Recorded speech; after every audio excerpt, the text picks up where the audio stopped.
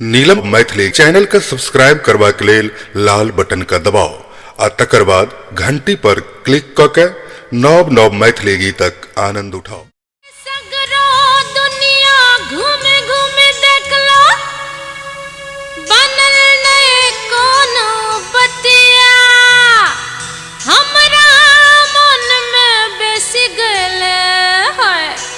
मिथिला के रंग रसिया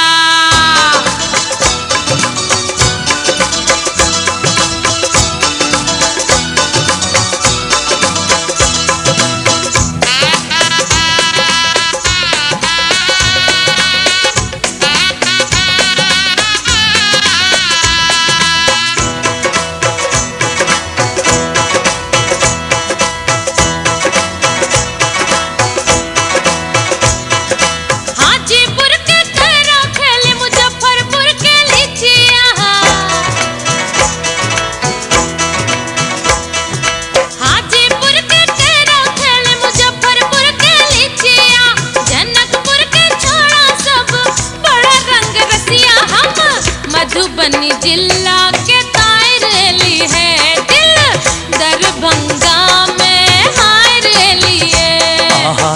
दिल दरभंगा में हायर दिलिए। हाजीपुर के तेरा खेल मुजफ्फरपुर के लीचिया जनकपुर के छोड़ा सब बड़ा रंग रसिया हम मधुबनी जिला के तायरेली है दिल दरभंगा में दिल दरभंगा में हायर दिलिए।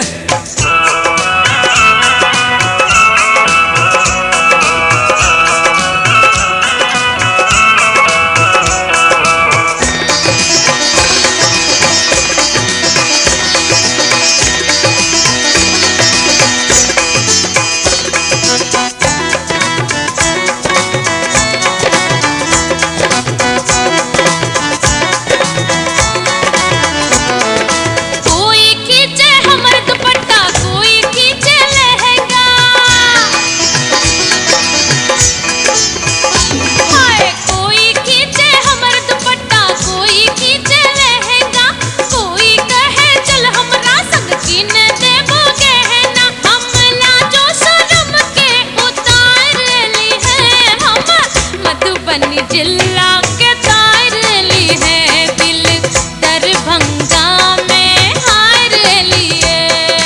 हाजीपुर के तेरा खेल मुजफ्फरपुर के लीचिया जनकपुर के छोड़ा सब बड़ा रंग रसिया हम मधुबनी जिला के तायरेली है दिल दरभंगा में हायरेली है।